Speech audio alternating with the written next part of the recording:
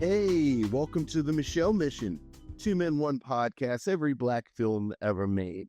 My name is Vincent Williams, and I'm joined as always by my partner. Hey, holla at your boy. This is Len, a.k.a. Len.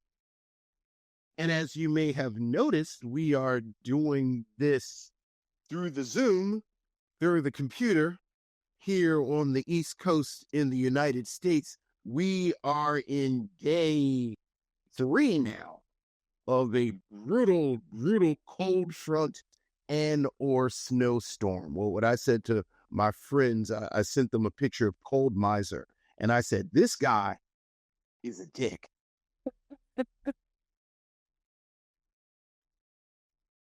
But one monkey or one miser don't stop no show, and we are keeping it rolling tonight with a certified hood classic, The Players Club. Written, directed, and produced by Ice Cube, with a bevy of stars, perhaps most notable for introducing us to the wit and wonder of Lisa Raye. But before we get to the Players Club, how you holding up over there, Lynn? I'm holding up pretty good, Vincent. First, just to give props where props are due, we are not coming to you by way of Zoom. We're actually coming to you by way of Riverside, which is an amazing software platform that creates a virtual studio. Many of your favorite podcasts use this app, and Riverside comes to us by benefit of our good friends, our good followers at Patreon. So thank each and every one of you. This is one of the things that you help support. There you go. I'm doing okay. As I mentioned last week, I'm dog sitting for my sister, who the weather is kind of has her a little bogged down in Orlando, Florida after her cruise. Fortunately, my brother-in-law's job not only put them up in a hotel while they're waiting for a flight out of Florida, and I've learned that he has also gifted them with tickets to Disney World while they're there.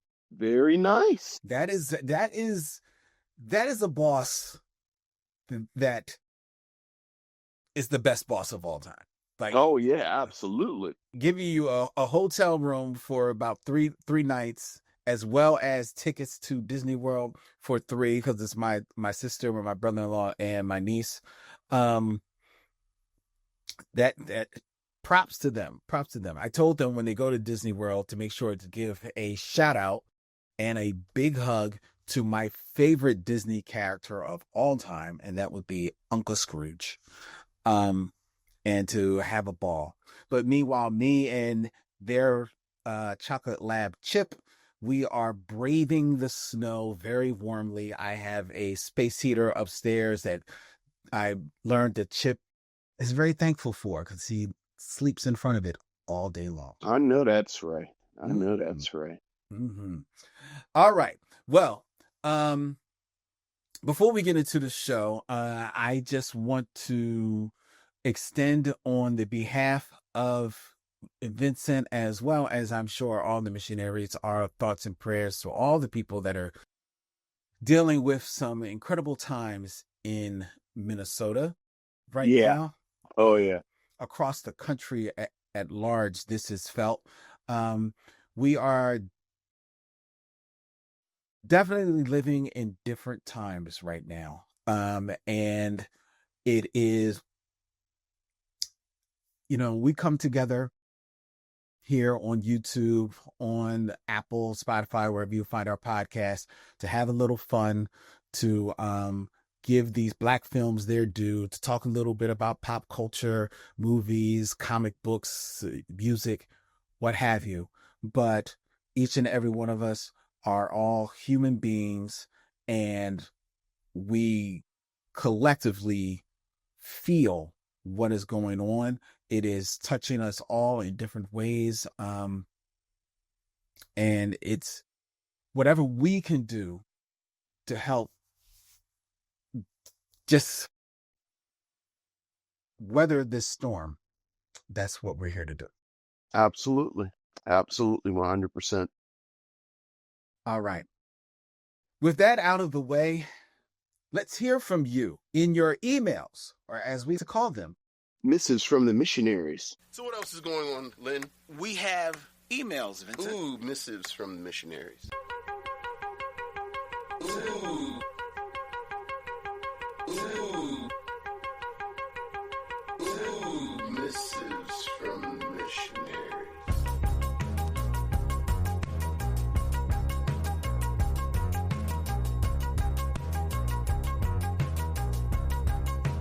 All right, Vincent, we have an email.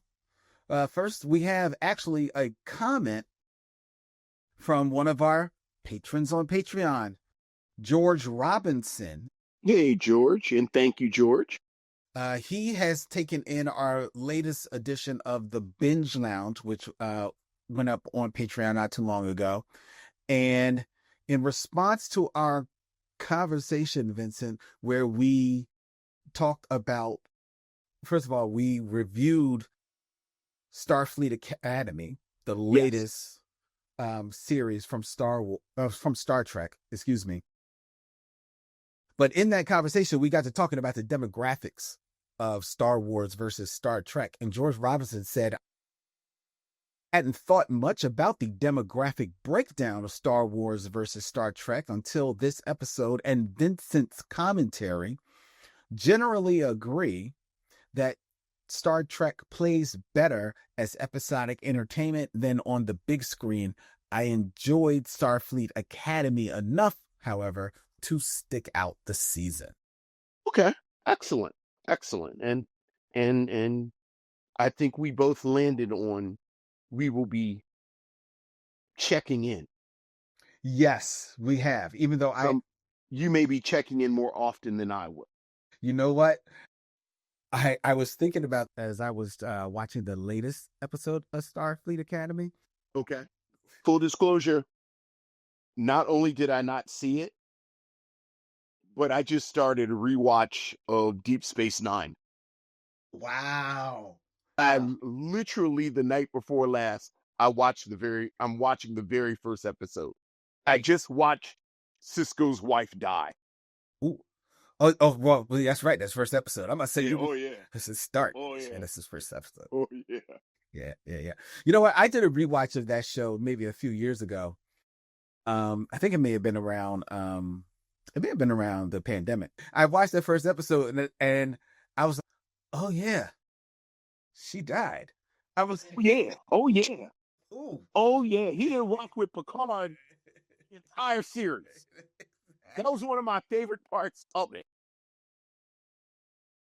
Yes. That he's one of the few people that has absolutely could give two F's about Star Trek, about Picard, his Legion. Right. Yeah. Oh yeah. The other thing, and I was just sort of looking at it, in my mind, it really becomes Deep Space Nine when Cisco shaves his head and grows a goatee, and it's just Hawk in space. I don't think I realized it if I was looking at the little screen caps right. That doesn't happen until the fourth season. No, it's not in the first two. Worf comes in. I think that's the season he comes in. Yeah, I think it is with Worf. Yep. It's good before then, if I remember correctly. Oh, no, it is good. I mean, it's any TV series. Right. The first season's a little rocky. Right. But I remember by the second season, I was all in. I guess I thought maybe he shaved his head earlier because in my mind, it got good. It got good so early. The second, right. So. Right. No. It really I think it quickly found its footing as not Star Trek on a ship.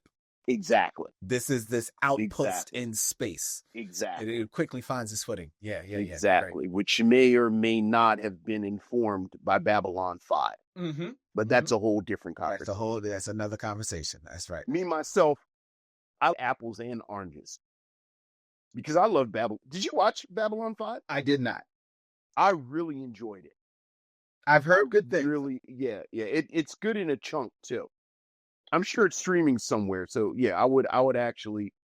It's worth a rewatch You know what? or watch in your case. It's probably worth a watch. It's probably worth a watch. How many times can I rewatch Star Trek or Battlestar Galactica? So that definitely is worth a watch. All right, let's get back to the emails. We got an email from Corey Nicole. Hey, Corey. Greetings to Len, Vincent, and missionaries. I hope you all had a good week. I hope what I say in this email will make sense. Okay. I want to talk about Ayo Edibiri and how I feel her and Whoopi Goldberg share some similarities in their careers. Okay. Think about it. They're both comedians and movie stars. Since the show's inception, you guys have talked about blackness when discussing the works of Whoopi, whether it's her 80s or 90s movies. I feel the same can be said of Ayo.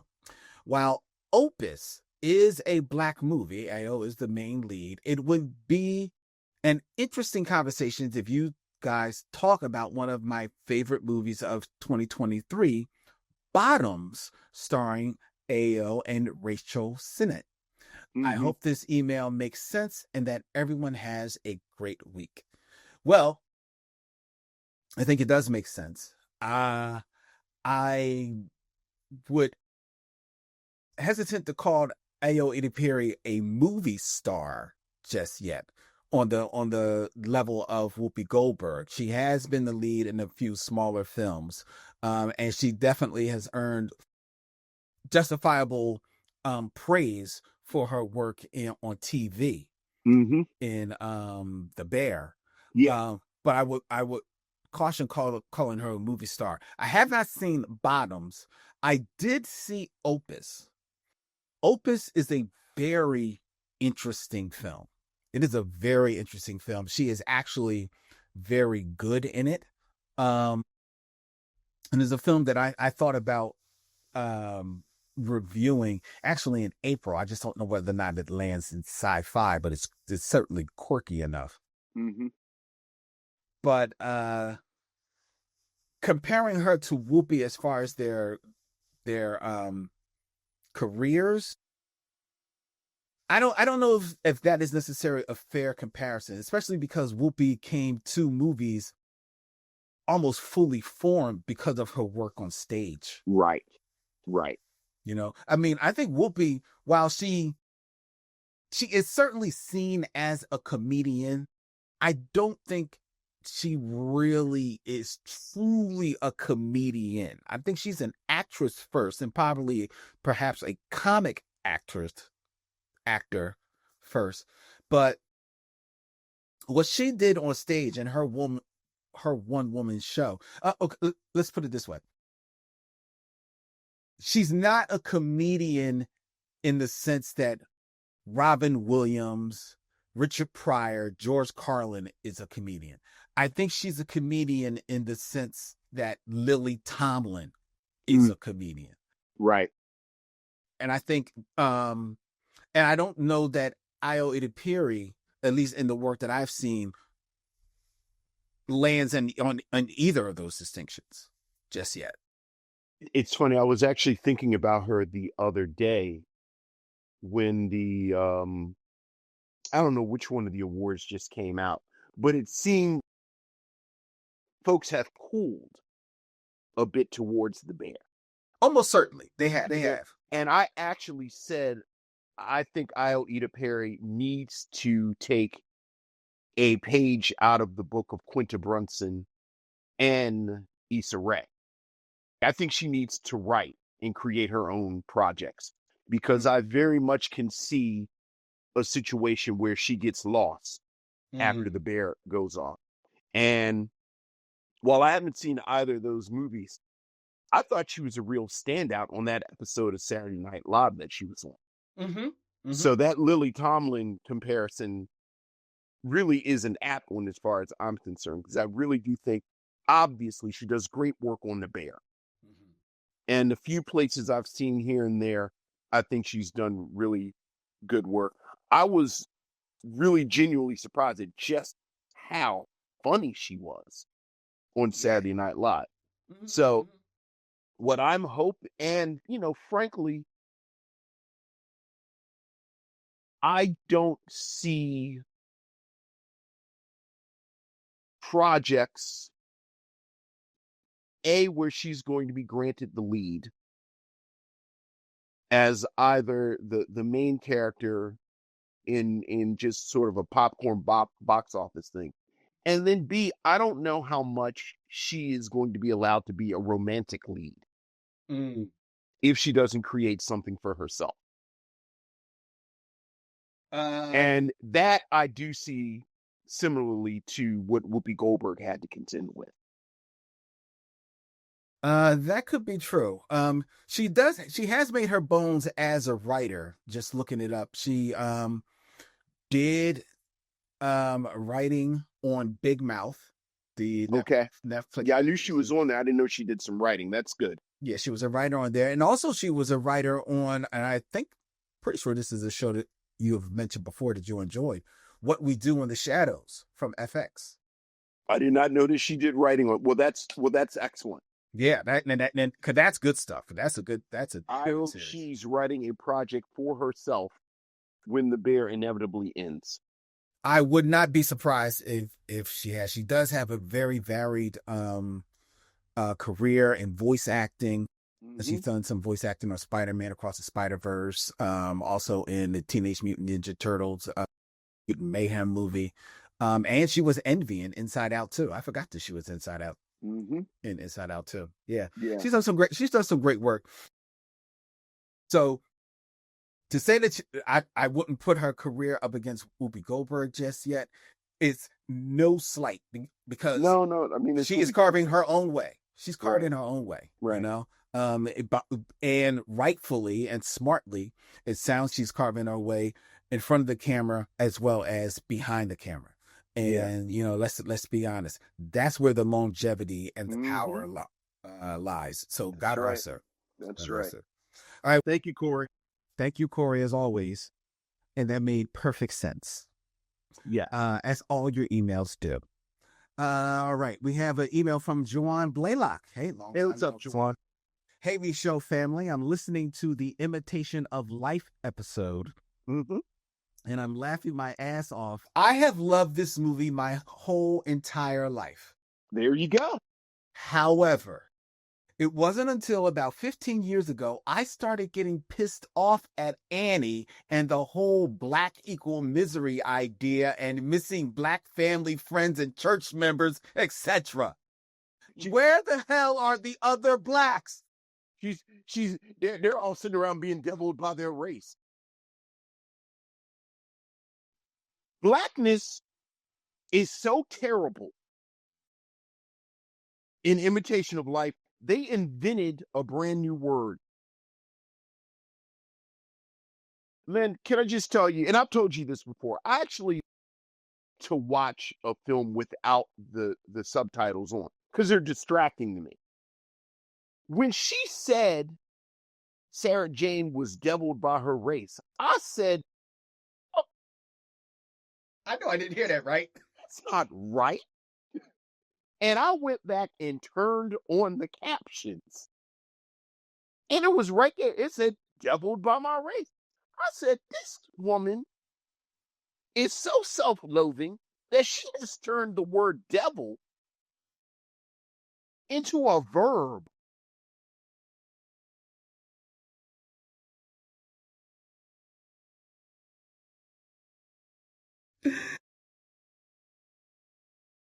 Joanne continues, Vince said it.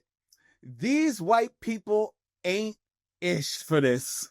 Annie's character is exhausting. Her weakness angers me because ain't no way. Even with all of that, I love it. Thank you for the excellent review. You guys nailed it. I've been laughing at Slavey Pennywise for days. I love you guys so much. Shawan Blaylock.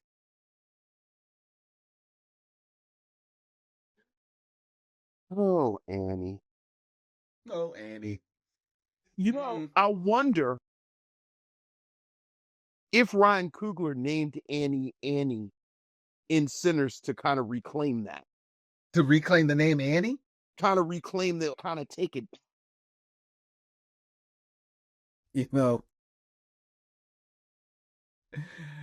Okay.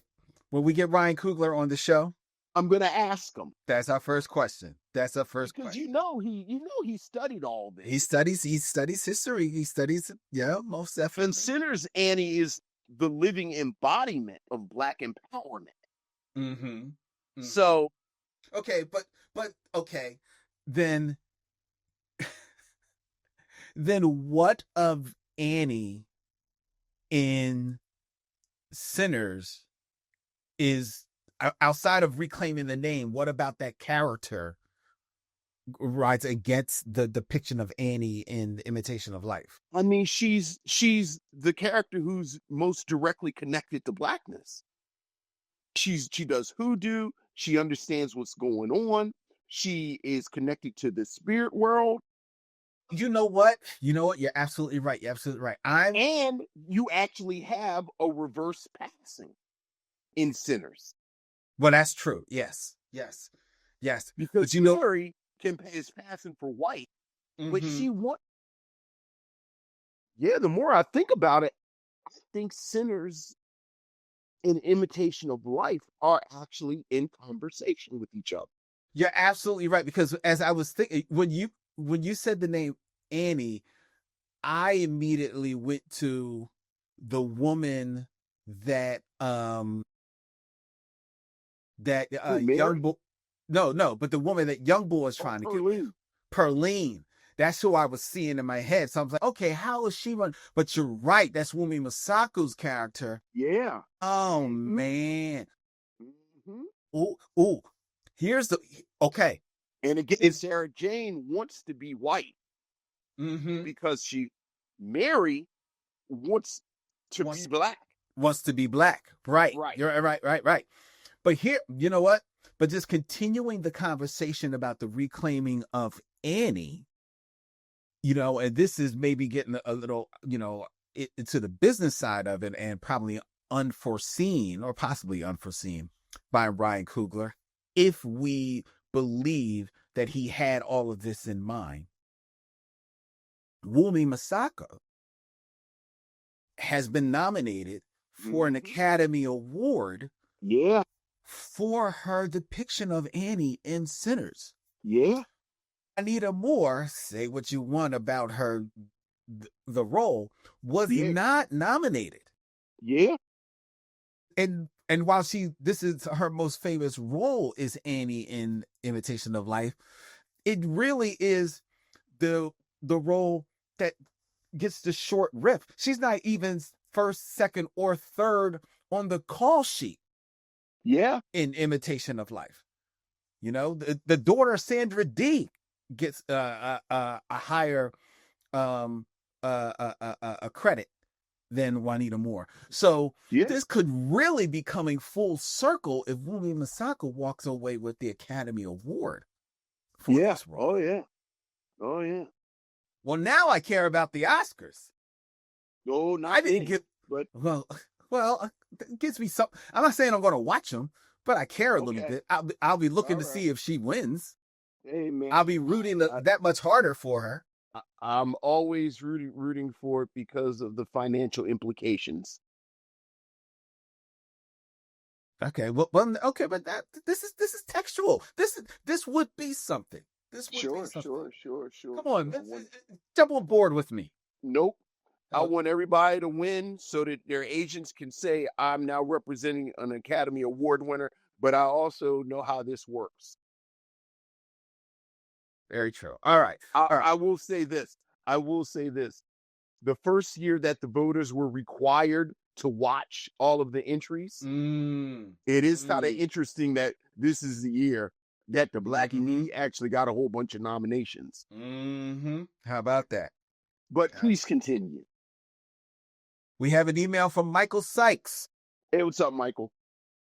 Hello, Len and Vincent. I am so thrilled that you chose this film for review. I'm genuinely here for all of it, the good, the bad, and even the hilariously bad, because that's what makes your reviews so entertaining and honest. After hearing your take on Zola, I couldn't be happier that you're diving into this one next. I've got my soft pretzels with cheese ready and an ice cold Coca-Cola on standby. I'm locked in and ready for the ride. All right. Also, have you ever heard of Glass Shield, which was directed by Charles Burnett and stars Michael Boatman, Bernie Casey, and Ice Cube? If you have, I'd love to hear your thoughts, and I'm curious if it might ever make it into the review rotation. As always, stay real, stay true, stay black. Much love and respect, brothers. Michael. I have heard of the Glass Shield. I feel I saw it, but it definitely hasn't been since it came out. So I definitely know the film. The exact same answer. Yeah. I've heard of it. I'm pretty sure I saw it in the movies, but I have no memory of it. Yeah. So it will definitely make it in the rotation. It will. Absolutely. It will. All right, we have one more email, Vincent. Michael. Thank you, Michael. And we have Michael Lockett. Hey, Michael. On board. Len, Vincent, my fellow missionaries. With great remorse, I must admit that I have a damn fool for a friend, and even worse, I'm dumb enough to believe my friend. My deepest apologies to you two, my fellow missionaries, and more importantly, to Avery Brooks and his family. Yes. Right, because it prompted me. You reached the face. Michael gave me a heart. I know. And think of how I felt, because I'm not going to give it. I'm not giving it away. I'll tell you after the show. But earlier this week, I was just, I'm not even on social media at that, but I happened to be going through Threads. I'll put it up a post of ours on Thread. Mm-hmm. And on Threads, I saw someone said, "Hey, R.I.P. huge black celebrity." I'm just going to put it that. Oh my goodness. And I was, oh my God. And this was an older black celebrity. So it kind of made sense. Oh, no. So I quickly did the Googles. Well, wait a minute. This person is still alive. Nothing has been updated. Nothing is trending. And then I waited an hour because I said, well, maybe someone got early word. And it didn't hit. And I'm so glad that I didn't do anything with that news, because it's crazy out here. You gotta be careful. Yes, you do. Yes, you do. All right. Michael continues. Have either of you ever had a conversation with a friend about a common subject, but we're talking past each other? My friend and I were discussing Spencer for Hire, and we're arguing whether one of the actors died in 2002 or 2020. I was arguing it was COVID and 2020, and he was arguing that it was the very much alive Avery Brooks. I thought we'd reached a consensus. We did, and we're dumb. Robert Urich passed away in 2002. Got you. Well, there you go. Yes. No harm, no foul. There you go. All right. You straightened it out, Michael. We accept your apology. He continues. Last week's movie, Imitation of Life, was a rewatch for me. Maybe it's my age or my accumulated wisdom, but this viewing hurt a little. Vincent's description of the slavey Pennywise acting hit home, and it had me rolling.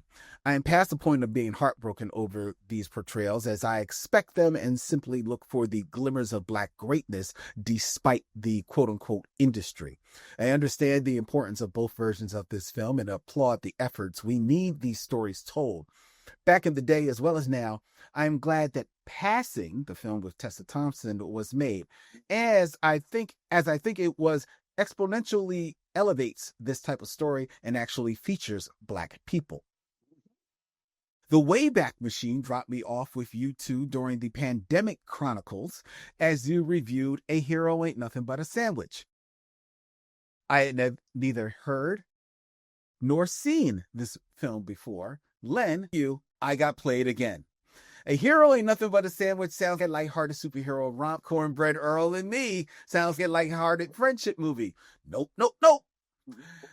We got kids on drugs, failed rehab stints, and an ass washing I did not see coming. Yeah. For all of that, there were some real gems in this, especially Paul Winfield. I wanted Cecily Tyson to be a bigger driver for the story, Vincent. The very graphic after-school special titled Kevin Hooks Presents the Cautionary Tale of Larry B. Scott. From A Hero Ain't Nothing But a Sandwich to War Dogs would be an outstanding comic. Since you had me laughing at the cautionary tale of Larry B. Scott, I took a gander at his contemporaries. He was born in 1961. Have the actors born in the 60s given us the best Black performances as a group? Look at this group. So, and he breaks it down through years from 1960 through 1966. Okay. Born in 1960, and I can't believe this man is this old, Damon Wayans. Yeah. Born in 1961, you have Forrest Whitaker, Lawrence Fishburne, and Eddie Murphy. 62, Wesley Snipes and Eric LaSalle. 63, Michael Beach, Wendell Pierce, Isaiah Washington, Harold Perrineau, D.L. Hughley, Vanessa L. Williams. 64, Don Cheadle, Vivica Fox, Cedric the Entertainer, Blair Underwood, Harry Lennox, Wanda Sykes. I always thought I was older than Vivica Fox. Okay. 1965, Viola Davis, Chris Rock, Martin Lawrence, Jeffrey Wright, Kadeem Hardison, J.B. Smoove, Steve Harris. And then in 1966, we have the Academy Award winning Halle Berry. All the best, Michael Lockett. Yeah. That's quite a crew. That is quite a crew. That is quite a crew. And it coincides with that sliver of opportunity for Black actors that opened up post Eddie Murphy and post Spike Lee. So, everyone you named, talk about 6 degrees of D'Urville Martin. Every single person that you named, it's 1 degree to Spike Lee and or Eddie Murphy. Yeah. Very good. Very good. Thank you, Michael, for that very thank you. thoughtful email. As always, if you want to have your thoughts heard here on the Micheaux Mission, you can email us at micheauxmission@gmail.com. That's MICHEAUX MISSION@gmail.com.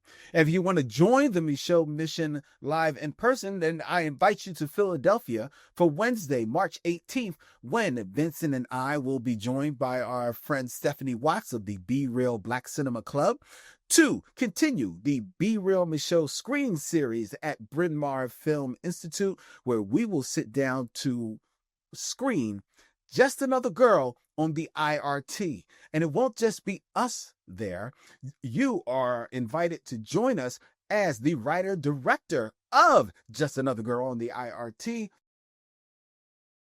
Leslie Harris will be in the building with us, eating the free pretzels and answering all of our questions all about this certified cult indie classic. That's Wednesday, March 18th, the Be Real Micheaux screening series at Bryn Mawr Film Institute.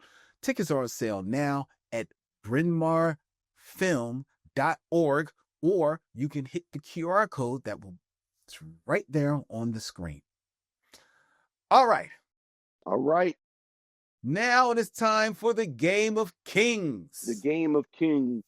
6 degrees of D'Urville Martin. Why, you would be surprised what a person can do with just a sensitive touch and a sensitive sound.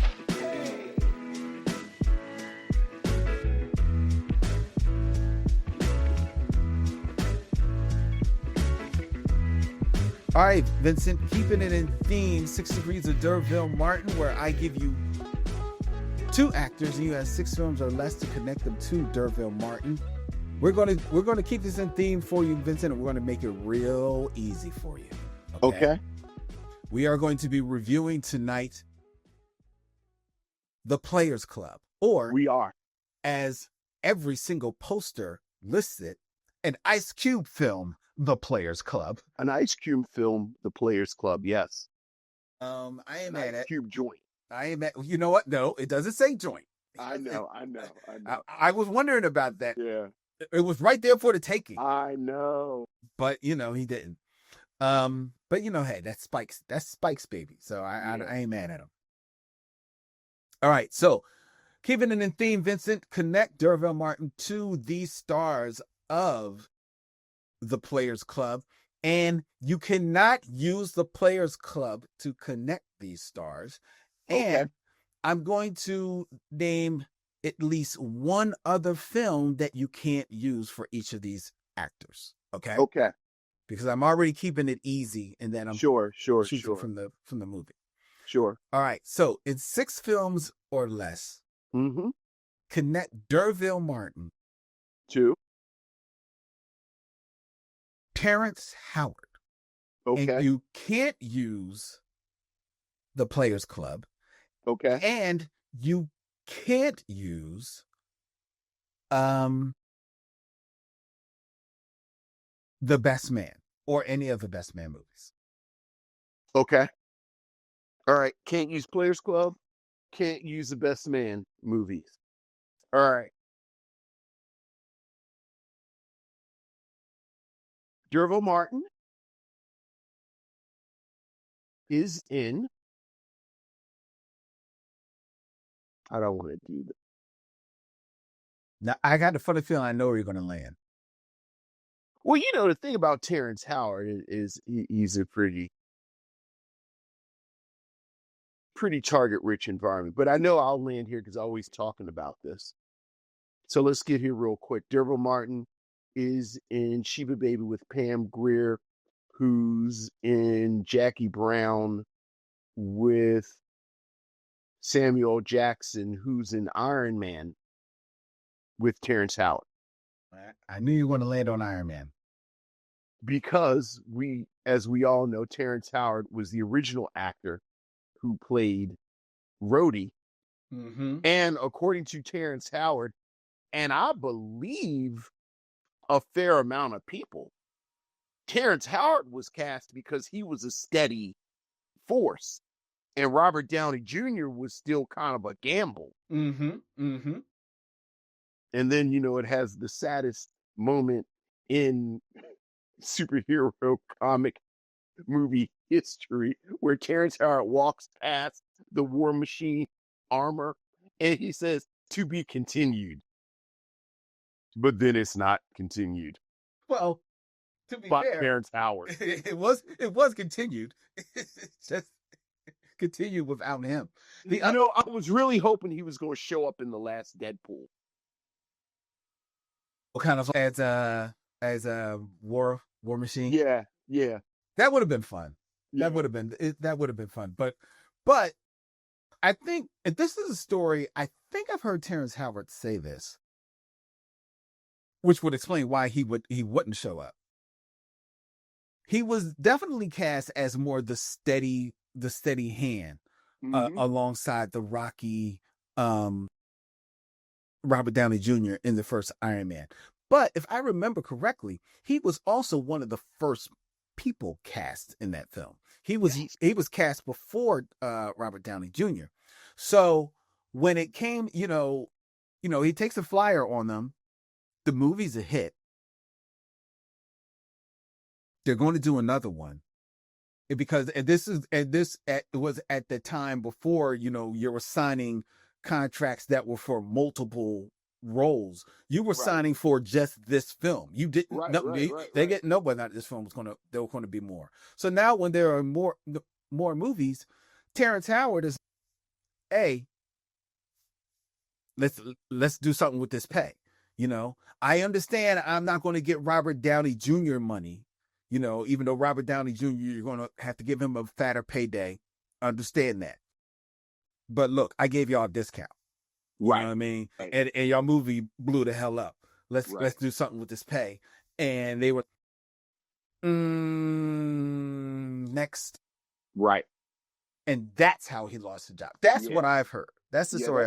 that's what he's always said. Yeah. So Yeah. there you go. And that would mean that even if,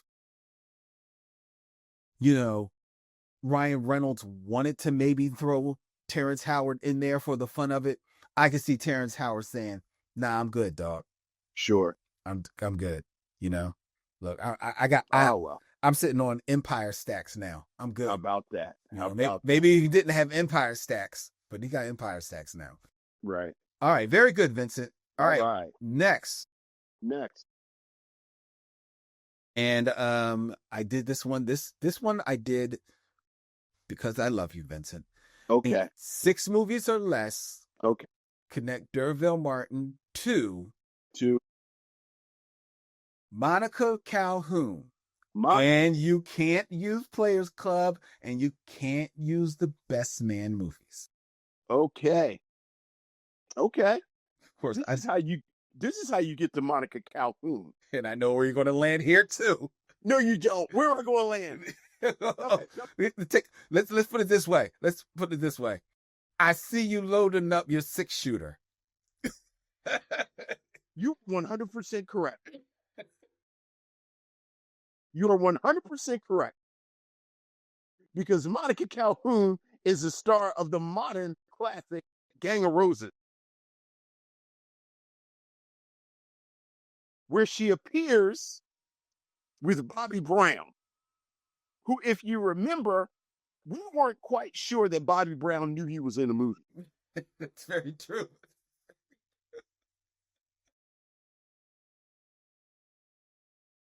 But Bobby Brown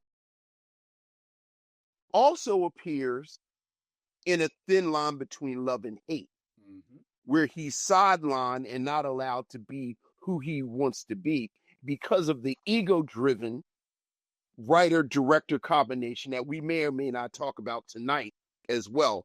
But in this case, it was of Martin Lawrence.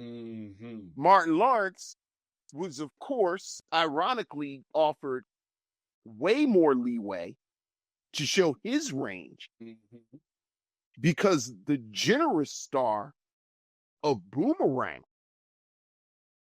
which he was in with Eddie Murphy, but he was also in Boomerang with Leonard Jackson. That's true. And Leonard Jackson, as we all know, was the star of 5 on the Black Hand Side with D'Urville Martin, who played his eldest child. Yes.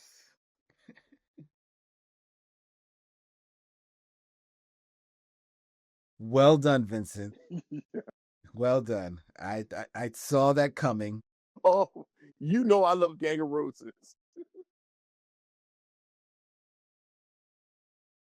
Yes, unfortunately, I know that you love that film.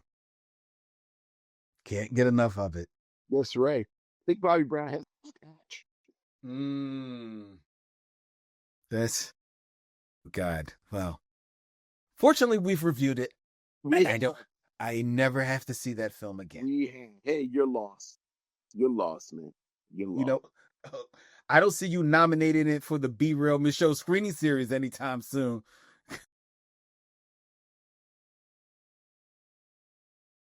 Don't want to share this joy with the world. Sit in the director's chair in front of the crowd and talk. Have the talk back afterwards about Gang of Roses with Monica Calhoun, Lil Kim, Lisa Raye. Oh, that's right. And the Asian lady.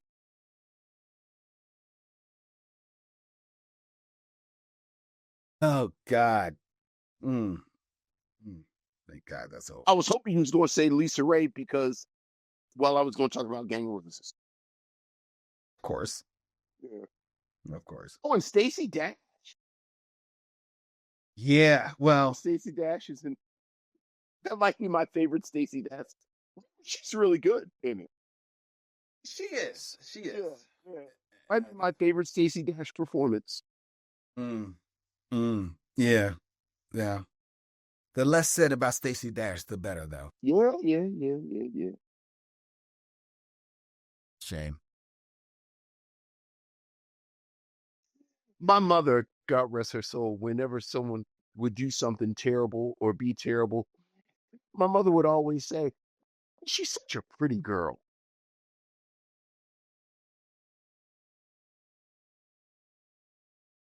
If my mother didn't find you attractive, then it was okay, whatever whack stuff you did.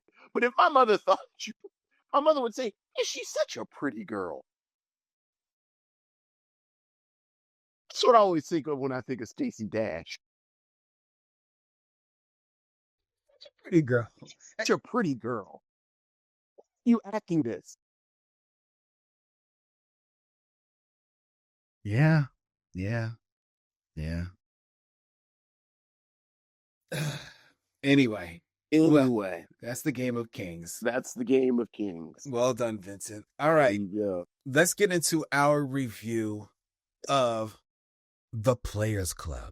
The Players Club from 1998 is a comedy drama directed, written, and starring Ice Cube, focusing on Diana, stage name Diamond, a single mother who becomes a stripper to pay for college. Working at a club run by Dollar Bill, she navigates dangerous characters while protecting her naive cousin. Players Club, starring besides Ice Cube, Bernie Mac, Monica Calhoun, A.J. Johnson, Jamie Foxx, John Amos, Faison Love, Charlie Murphy, Terrence Howard, and again, perhaps most famous for introducing Lisa Raye in the role of Diamond. This was the choice of Lynn Webb. Lynn, how would you begin our conversation around The Players Club? Well, interesting enough, I want to begin looking with a short review of the career of the writer-director and one of the stars of The Players Club, and that would be one Ice Cube. Yes. Okay.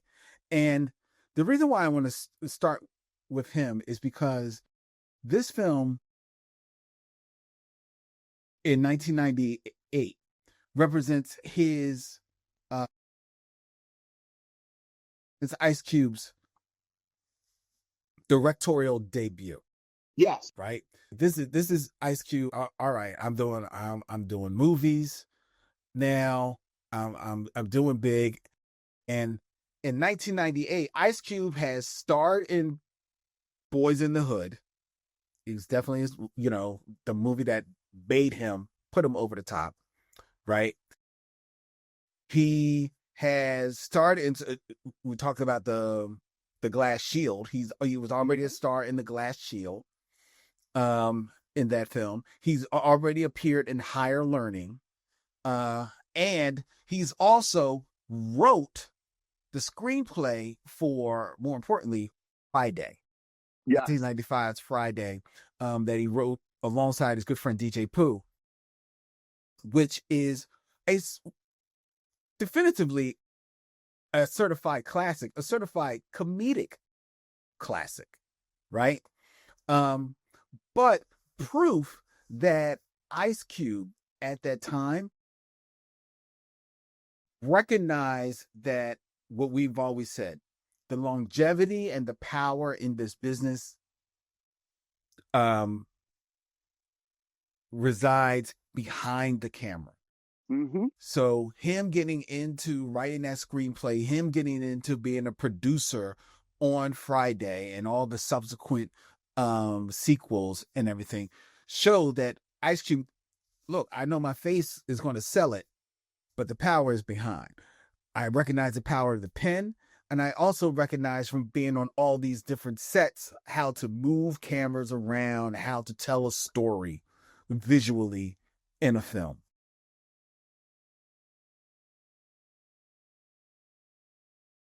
And then we get to The Players Club, which I think is an interesting topic for a film, because while this film ostensibly is about a strip club and about a woman deciding to be a stripper in this movie. So she was a stripper.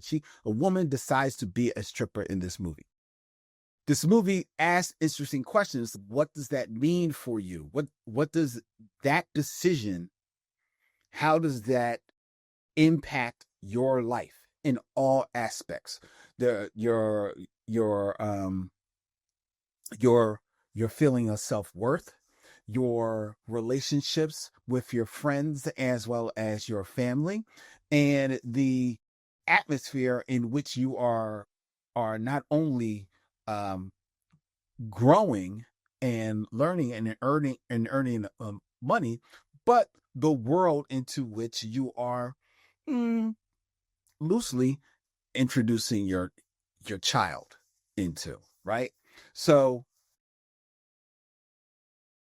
and with that, this film presents an interesting story. It while being set in a strip club, there is going to be certain levels of nudity and nakedness on screen. It's not gratuitous. The film it's very workday in its depiction of that world, of the women in this world. This movie is, to a degree, really concerned about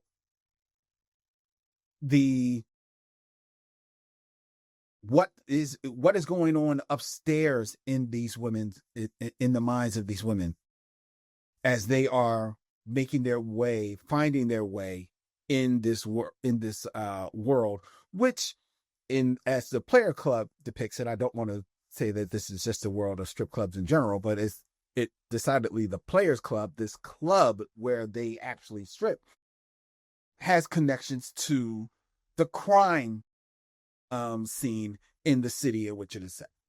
Sure. So they have to find their way navigating through all of that. And that is a very interesting story. That is a very interesting lens through which to tell this story, showing this woman who was at one point an outsider to the world, but quickly within 10 minutes of the film, she is 4 years into it and she's a pro into this world. And yet that is not stopping her from trying to obtain certain goals and using this as the fulcrum to better her life. God bless her. That is all very interesting. To have Lisa Raye, first-time actress, as your viewpoint into this world, as the lead into this movie, says something about her as an actor. And it says that she does have a presence. She does have a level of skill to this craft that you find her immediately believable and relatable on screen. They say of certain actors, the camera loves them. I feel that Lisa Raye is one of those people who the camera loves Lisa Raye. You talked about Gang of Roses, and while we joke at that film, Lisa Raye stands out in that film because the camera loves Lisa Raye. And it always has from day one here in the Players Club. Fortunately for her, the camera loves her, so that when the camera is on her, we are there. Unfortunately for everyone else in this film, Ice Cube and the parties that be in regards to this film, in the production of this film, specifically, I'm speaking of the cinematographer Malik Saeed. They don't know where to put the camera the rest of the time in this movie. There are times when there are people are walking, and we need to know where they're going when they're walking, but the camera is so tight on their face, you have no idea where they are. And then by the time the camera pulls back, something else is happening. Missed what's going on. There is very poor storytelling done in the direction of this film. And while I forgive a first-time director who locks in on a lot of close-ups because they're really focusing on the acting, wanted to make sure that you're not missing any beats there. And I could see Ice Cube as an actor maybe falling into that trap. Ice Cube in 1998 is a seasoned hand on more than a few film sets. Yes, he is. And it, as well as an actor, a producer, and a writer.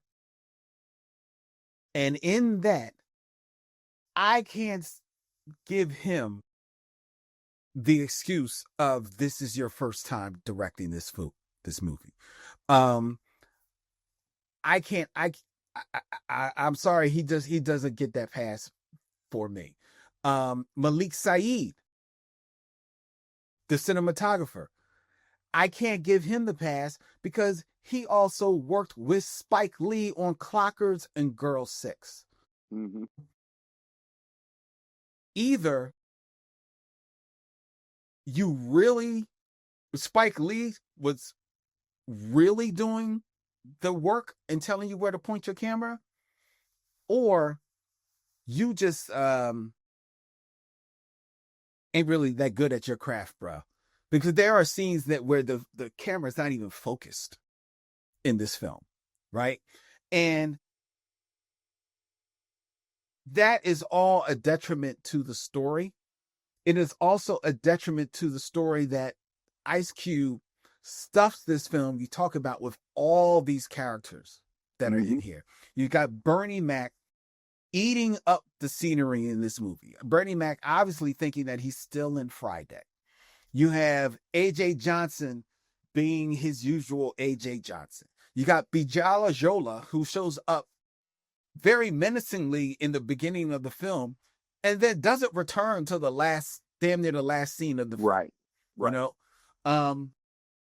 You got Charlie Murphy, Terrence Howard, who are kind of the hitman for this other gangster, shadowy figure, who also have hired Ice Cube and his boy as hitmen too. You've got some nerdy dude at the strip club who turns out to be a stalker that's just never dealt with. And you have Jamie Foxx, who is in one part the worst strip club DJ ever and the hero of the film as far as the black men go in this film. It's stuffed so much with all of these men that outside of Lisa Raye and outside of, to a degree, Monica Calhoun, who shows up as her cousin, none of the other women who are shown in this film are given anything truly to do or any real character to develop. And while the name of the movie is The Players Club,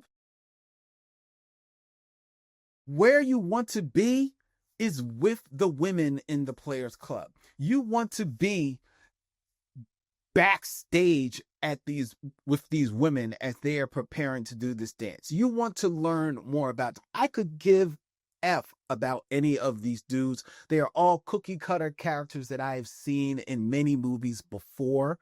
And I will see in many movies since. You're inviting me into this world, then really peel the onion and let me see this world.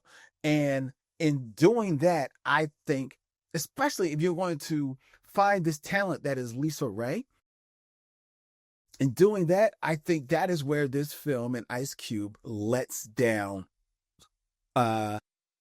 everyone in this film. It is just crazy stuff. The story of the film is Lisa Raye is trying to make ends meet. She just broke up with a boyfriend. She has a baby. She got kicked out of the house. She's working at a shoe store. She's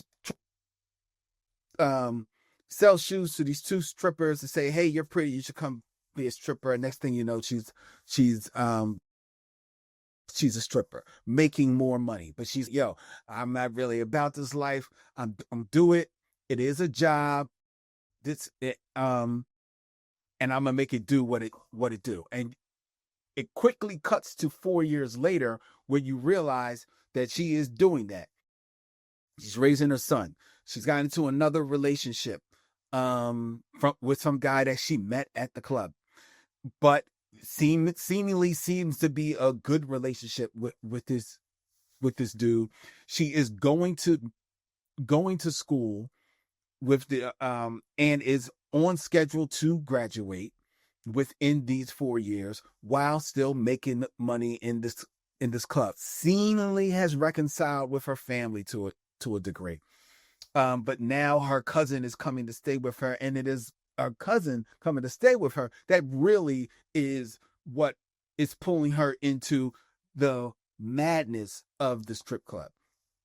If I would have maybe preferred to have just seen her go through this, as opposed to introducing, Monica Calhoun, and now she is basically, the good stripper to Monica Calhoun. I think that might have been a little bit more interesting to me, especially because this is, and I know you love Monica Calhoun, very early in her career. So she is good, but I don't 100% believe her in the role so much.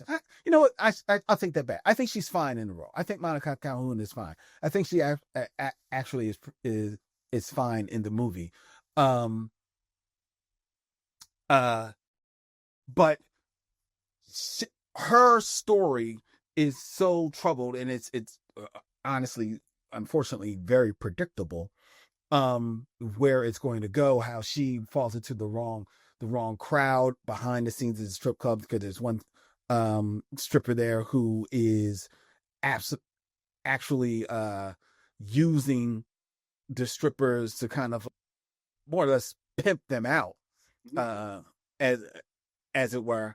I'm trying to find that actress's name. I know Adele Givens plays Trix, her kind of partner in Christelle Wilson. Christelle Wilson, thank you. Mm-hmm. Christelle Wilson plays that stripper who, to be fair, I actually think she's pretty good in her role.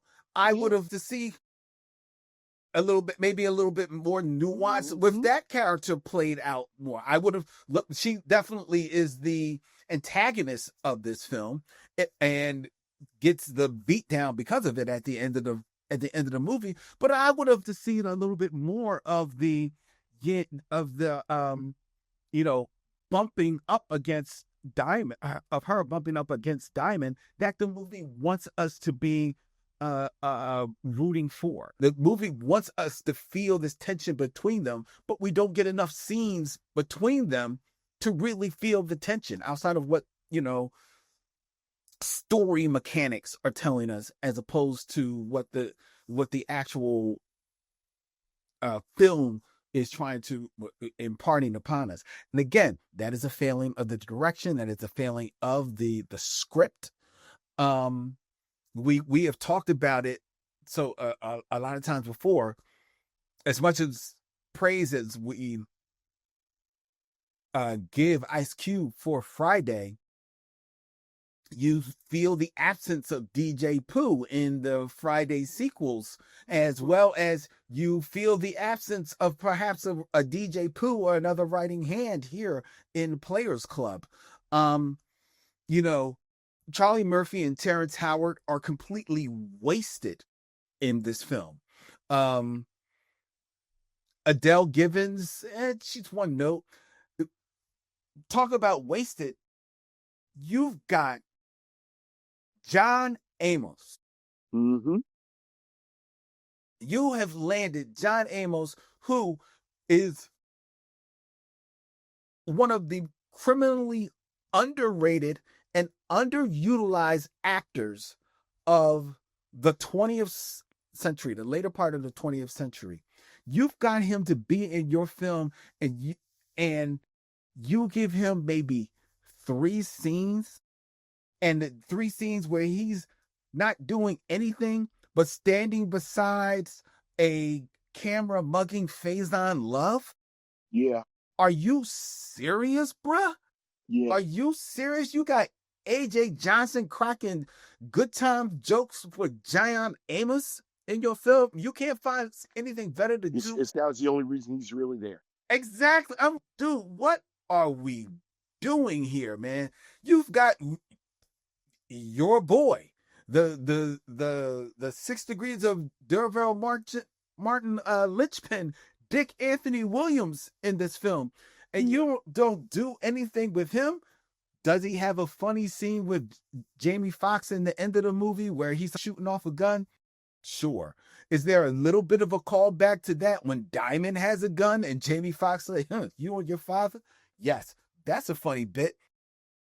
I would not be surprised if that was a Jamie Foxx ad lib. About to say, yeah. That was, I believe that was a Jamie Foxx ad lib, and it was spot on. The other good bit of writing in this film was when Diamond breaks up with her boyfriend Lance, and as he's leaving, her young son Jamal is looking at Lance walk out, and he says, "Bye, Lance." I cracked up at that. Other than that, the rest of the script just left me numb for all of the missed opportunities in this film. The cult classic that this film seems to be, I think probably is just people that maybe get off at looking at some of the, some of the women in the film. But even then, I said, thankfully, it's not gratuitous in that way. At least I don't find it to be. But when we reviewed Zola, I said this was a really fun stripper movie infused with crime, turned into almost a heist film, had commentary about that world, but decidedly revolved around the women of that world because that's what you care about.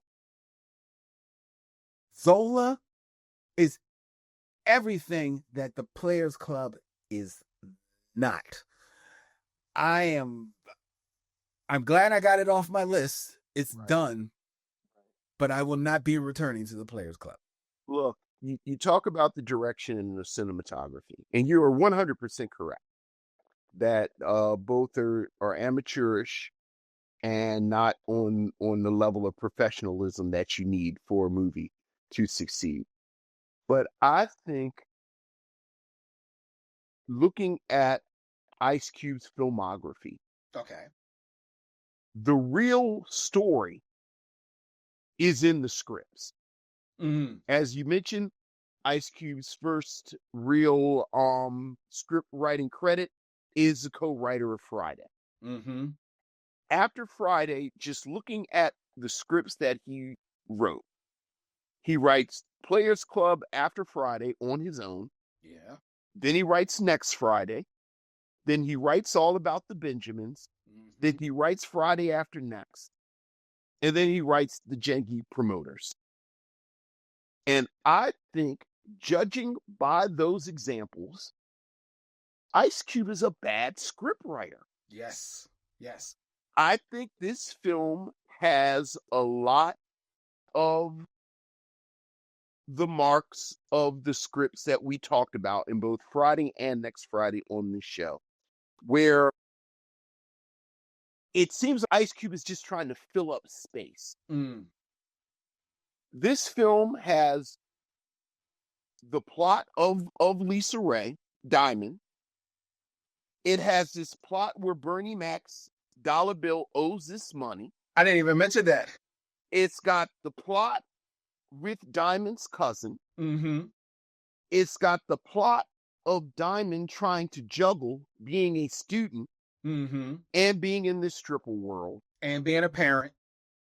It's got the subplot of her being a parent and trying to find love. It's got the subplot of this patron who you immediately know he's going to be a problem, Byron. And you just get the sense that Ice Cube is just throwing story together and none of it is cohesive. Yeah. Part of the reason it's not cohesive is the other aspect of the writing that is weak. This film can't decide what type of tone Exactly. it wants to have. Exactly. A film with Bernie Mac, Jamie Foxx, Charlie Murphy, A.J. Johnson, Adele Gibbons, you assume it's a comedy. Yes. But this is a film where it is implied that Lisa Raye's character was sexually assaulted, unconscious at a party. This is a film with a very graphic, although to its credit, you don't see it, but you certainly hear it. Yes. Sexual assault. Yes. This is a film with a surprising amount of violence. So that it's never really that funny to me because there's all that going on. The chronology of the film, as you mentioned, the film starts with Lisa Raye's character needs to raise money for college. It seems it's going to be her journey into this world. Is what you're expecting. The film immediately flash forwards 4 years. I know. It makes no sense. It's like he doesn't have any time. He has no time for that. In the film's defense, 100% agree with you that Lisa Raye has that it factor when it comes to the camera loving her. But the camera loves Lisa Raye so much, and she's been able to put together a pretty respectable career since this film came out. She's a working actress.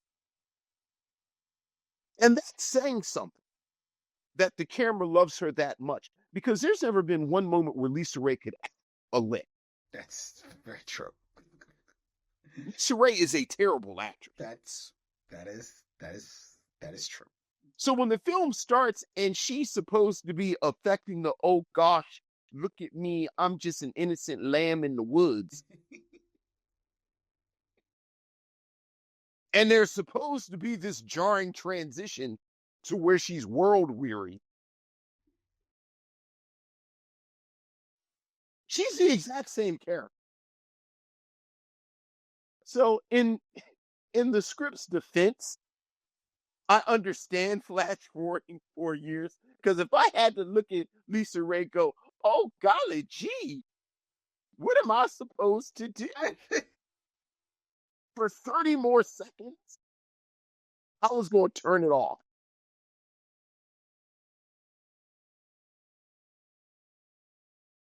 The story, which is different than all of these plot points, doesn't really have a tempo and a rhythm to it. Like for a film that was an hour and 45 minutes, I was looking at my watch, wondering why the time wasn't moving faster. I actually had in my notes twice. I cannot believe it's only been a half. I know. I cannot believe there's an hour left. I cannot believe, this is still going on. You talk about Monica Calhoun and this being early in her career. I think she does the best she can with what she has. You talked about Jamie Foxx punching it up in places. Bernie Mac is fighting for his life.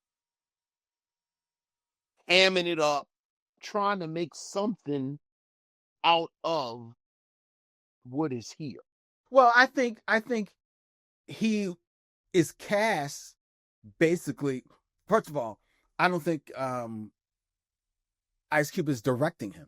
So I think he's just, hey, you run the strip club, you just Bertie Mac. Sort of. Just do your thing. Right.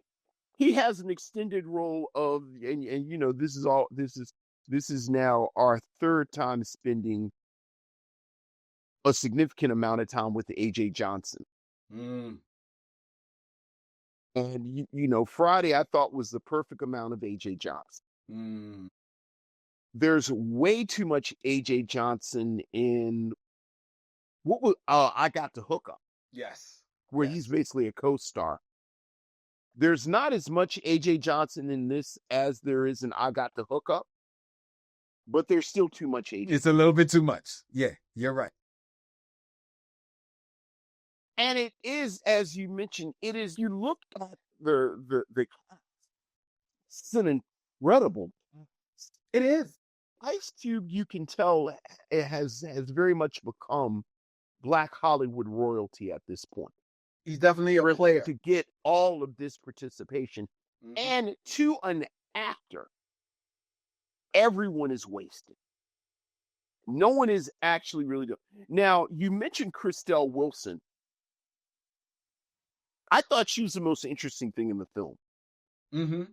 As this sort of predatory, perhaps gay stripper who somehow has this thin veneer of an ethical code.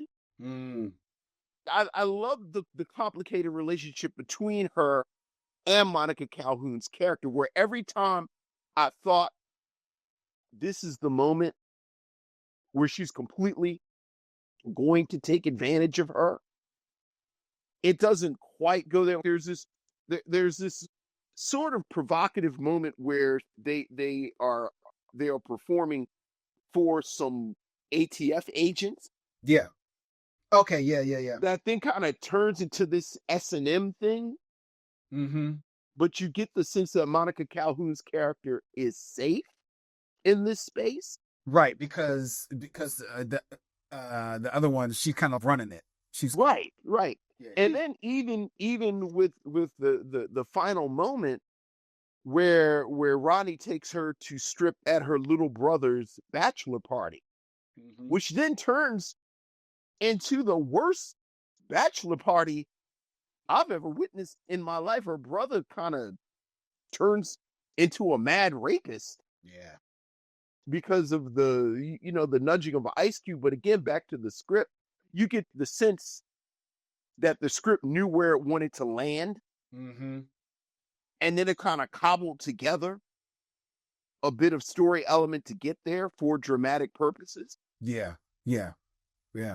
Shame you talk about how, I'm sorry, she's the most interesting person in this film, and I agree, she's very interesting.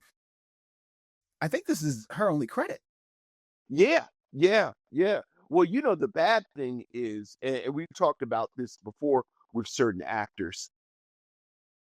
Off the top of my head, I think about Mel Jackson in Soul Food. I think she was so good at this role. It is kind of kneecapped her in getting other jobs. Because she is a hood villain. People talk about in Players Club.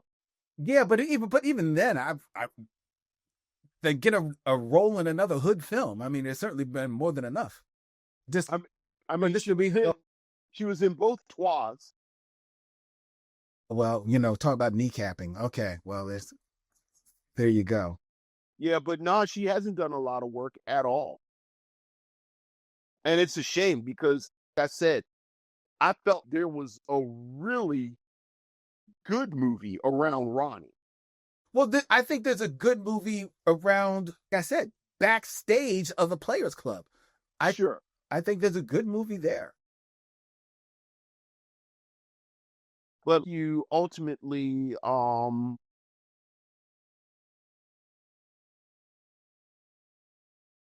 don't know how much I'll be revisiting this. I'm glad I saw it. I think I mentioned before, I don't think I've ever seen this from beginning to end. Yeah, you said it. So having watched it now, do you remember, or are you still? Well, I remember bits and pieces of it. Okay. I feel the Bernie Mac parts I seem to remember bits and pieces of, because again, he's mugging and cutting up and you can tell he hasn't quite honed on screen Bernie Mac yet. Right. There was this period after Friday and really before the Bernie Mac show Mm-hmm. and Ocean's 11, where Bernie Mac would pop up from Mm-hmm. in these movies. Mm-hmm. Yeah, and he's still learning. He's still developing acting chops, to be fair.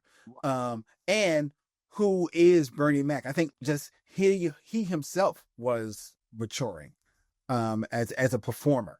So yeah. I it's funny you talked about how there's too much AJ Johnson in here. I'm not the greatest Terrence Howard fan, but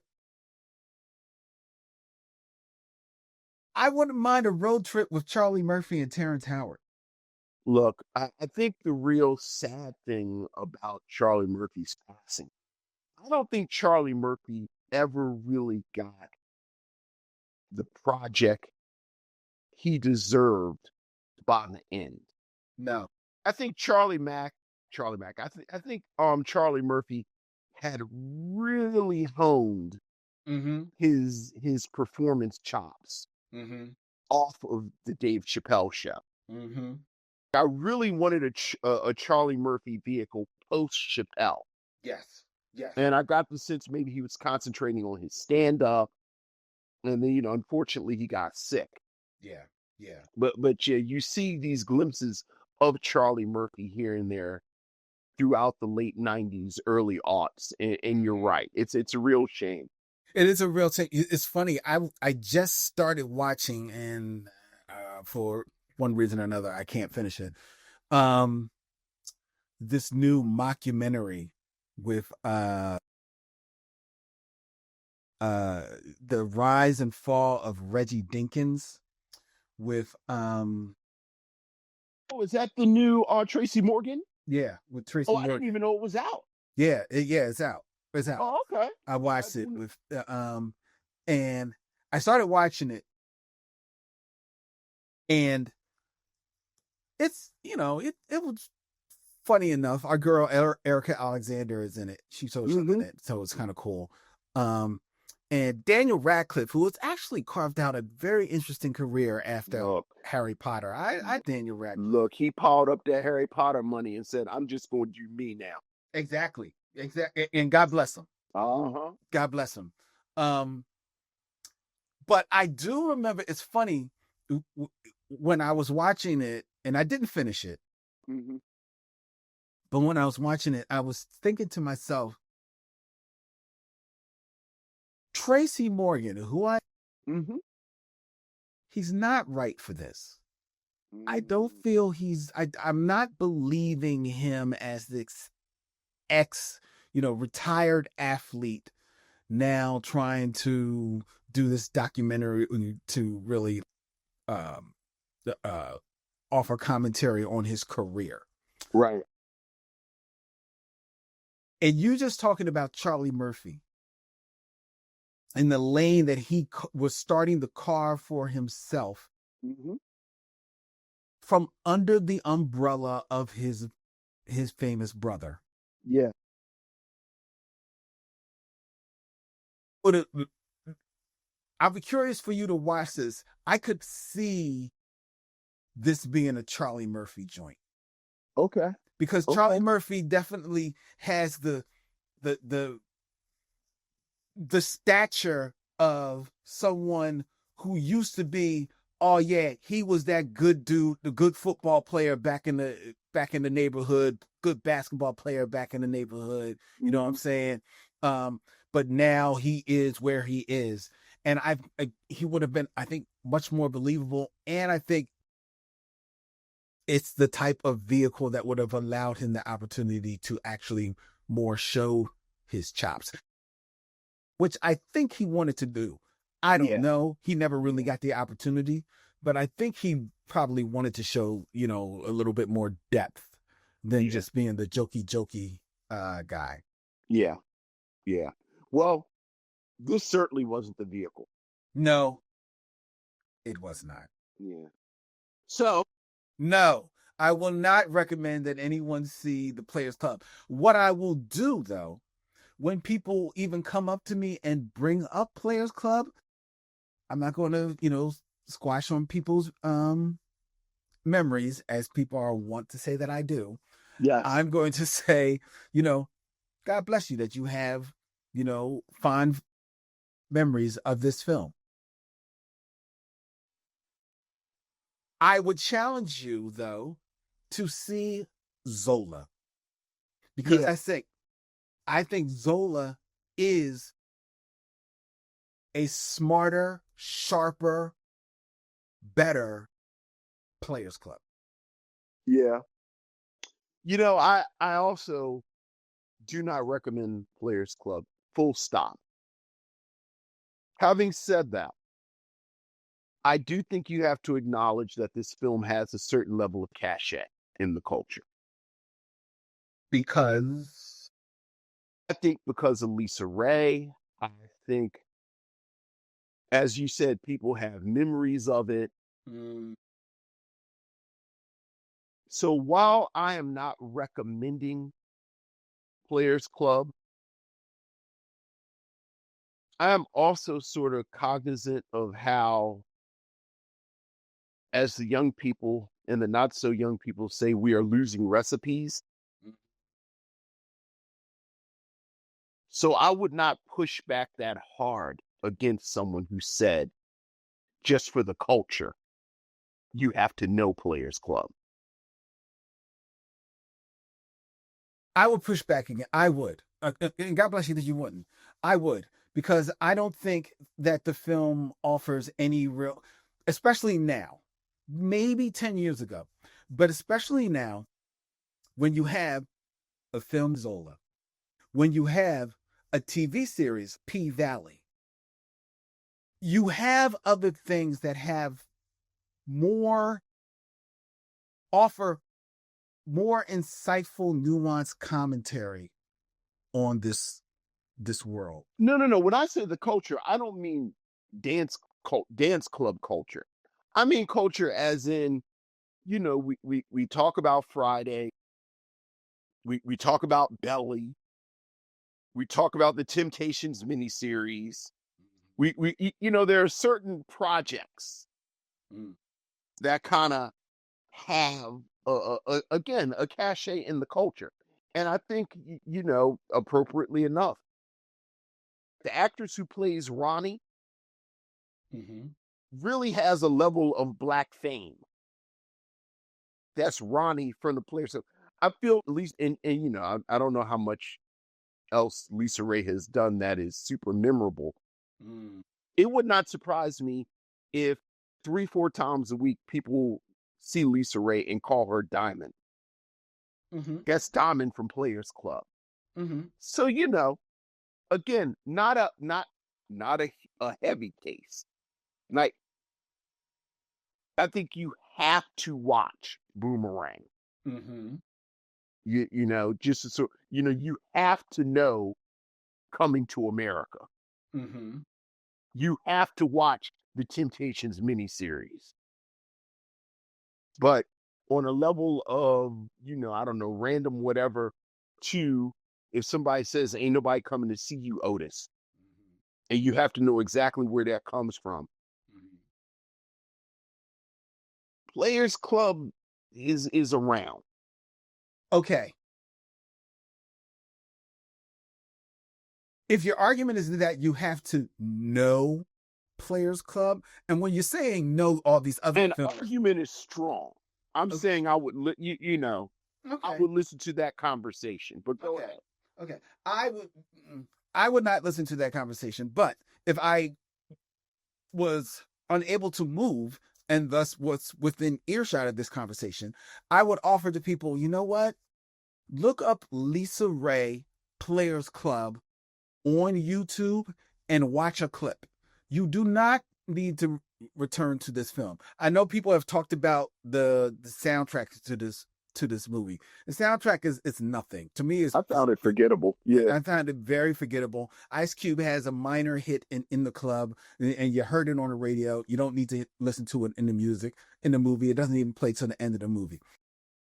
The movie is amateurishly made. You said there is a whole lot of violence in this film, and there's a whole lot of violence against women that in this film. Christelle Wilson, okay, she gets called Ronnie. Lisa Raye, she gets called Diamond. You know it's from Players Club. All right, you know what it's referencing. You don't need to see this film. I don't think there's a reason to see it to return to this film.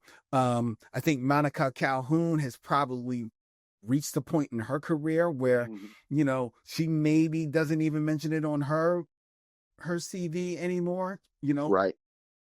She's got to have Gang of Roses because she's number one on the call sheet. But That's right. But you know, it's Gang of Roses Players Club. All right, I'm gonna take a Gang of Roses. You know, and Lisa Raye.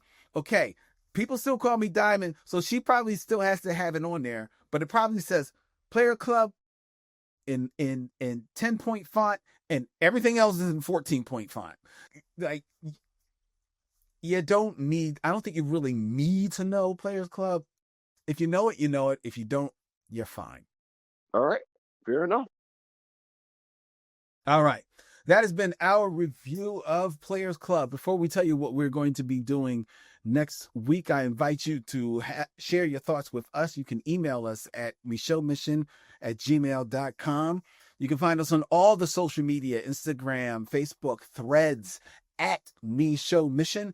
And if you want to tell someone about the show, we greatly appreciate it. Tell one person about our show, this week, which is available as a podcast, an audio podcast, wherever you find audio podcasts, such as Apple or Spotify or Pandora or I.R.T. That's where you'll find the Micheaux Mission. And we're also available on YouTube. All of these places you can subscribe, follow, be notified of when new episodes go up. And please give us a 5-star rating and a review, because that, believe it or not, truly helps people find our show. The Micheaux Mission is produced by Vincent and by me, Len Webb, and it is all done out of Anga Studio, my little podcasting home. Yay! Website coming soon, but you can find me on Instagram at Anga Studio, ANGA. That's Swahili for the sky. The Micheaux Mission is also a proud member of the Believe podcast network. Believe, BLEAV. Every sport, every topic, everywhere. Go to believe.com and check out all of the podcasts that they have there for your listening pleasure. Another way that you can support our show is by joining us on Patreon. Yes. Patreon.com at Micheaux Mission, where you not only help support all of our goings on here at the show, you will also gain access to not one, not two, but 3 exclusive monthly podcasts right there for you. You heard us reference at the top of the show. Vincent and I put up an edition of the Binge Lounge where we review Starfleet Academy.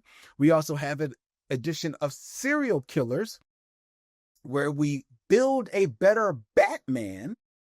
That's actually a fun episode. And there is Len's Secret Movie Podcast with Ariel Johnson, where my good friend Ariel Johnson and I have sat down to review not only one battle after another, but also Tyler Perry's Acrimony. So all that's available for you on patreon.com, Micheaux Mission. All right. All right. Next week, we will be in the month of February. That's right. I cannot believe it. We are already in February. Yeah. Oh, yeah. February comes but once a year, and it is now here. And in February, we are going to be, we love to do themes. And we're returning to, in a way, to a theme. We used to do cowboys, black cowboy movies Yes. for February. But this month we're switching it up as we're going cowboys and aliens Yes. for February. And we're going to kick things off with 1972's incendiary film starring Fred Williamson and Durville Martin. The Legend of Nigga Charlie. That's right. Next week, here on the Micheaux Mission. Until then, he's Vincent, I'm Len, and in parting, we say, We'll see you when it's time to meet again.